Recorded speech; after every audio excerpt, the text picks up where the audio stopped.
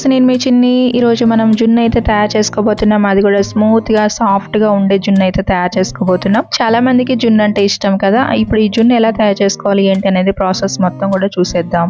వీడియోకి చిన్న లైక్ చేసి ప్రాసెస్లోకి వెళ్ళిపోదాం. జున్ను తయారు చేసుకోవడానికి ఫస్ట్ మిరియాలు అనేది చాలా ఇంపార్టెంట్ అనమాట.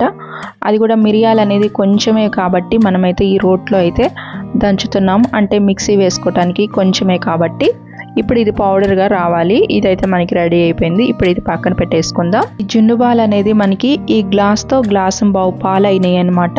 ఇప్పుడు వాటికి 2 గ్లాసులు నార్మల్ పాలు అయితే పోసుకున్నాము.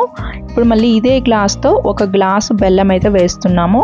స్వీట్ ఎక్కువ కావాలి అనుకుంటే మీరు కొంచెం ఎక్కువగానే వేసుకోవచ్చు. మాకైతే నార్మల్గా ఈ స్వీట్ అయితే సరిపోయిందనమాట. ఇప్పుడు ఈ బెల్లం మొత్తం కరిగేంత వరకు కూడా ఒక 5-6 నిమిషాల పైనే పడుతుంది. ఇది మొత్తం కూడా చేత్తోనే కలుపుకోవాలన్నమాట. అలా కలుపుకుంటేనే మనకి మంచిగా ఆ పాలల్లో ఆ బెల్లం అనేది కరిగిపోతూ ఉంటుంది.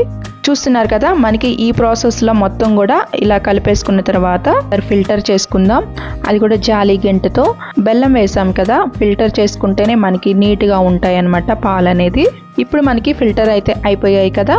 ఇప్పుడు దీంట్లోకి మనం యాలక్కాయ పౌడర్ 1/2 టేబుల్ స్పూన్, అలానే మిరియాల పౌడర్ కూడా 1/2 టేబుల్ స్పూన్ అయితే వేసుకుంటున్నాం. అది కూడా మిరియాల పౌడర్ అలానే యాలక్కాయ పౌడర్ మొత్తం కూడా ఆ పాలకి పట్టేంత వరకు ఒక 1 మినిట్ అయితే ఇలానే కలుపుకోవాలన్నమాట. కుక్కర్ పెట్టుకొని ఇప్పుడు దీంట్లోకి 2 గ్లాసులు నీళ్ళు అయితే పోసుకున్నాం అనమాట. ఇప్పుడు ఈ బాక్స్ని దీంట్లో పెట్టేసుకొని దానిపైన ఇంకొక మూత అయితే పెట్టేసుకొని కుక్కర్ పైన మూత పెట్టేసుకొని ఒక 5 విజిల్స్ అయితే రావాలి. అది కూడా గ్యాస్ అనేది హై ఫ్లేమ్లోనే ఉండాలన్నమాట. మనకి సాఫ్ట్ అయినా అది కూడా స్మూత్గా ఉండే జున్ను అయితే తయారైపోతుంది. ఇప్పుడు మనకి 5 విజిల్స్ అయితే వచ్చాయి. ఎలా ఉడికింది ఏంటి అనేది ఒకసారి చూద్దాం. మూత తీసుకొని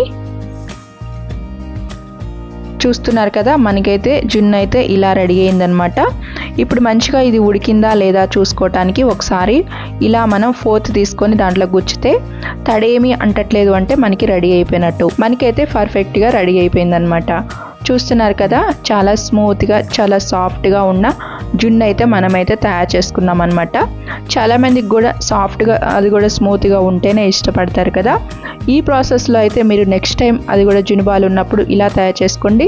చాలా బాగుంటుంది, చాలా టేస్టీగా కూడా ఉంటుంది అనమాట. అలానే మన వీడియో నచ్చితే లైక్ చేసి సబ్స్క్రైబ్ చేసుకొని మన ఛానల్ని ఫాలో అవుతుండండి. Thank you so much. Bye friends.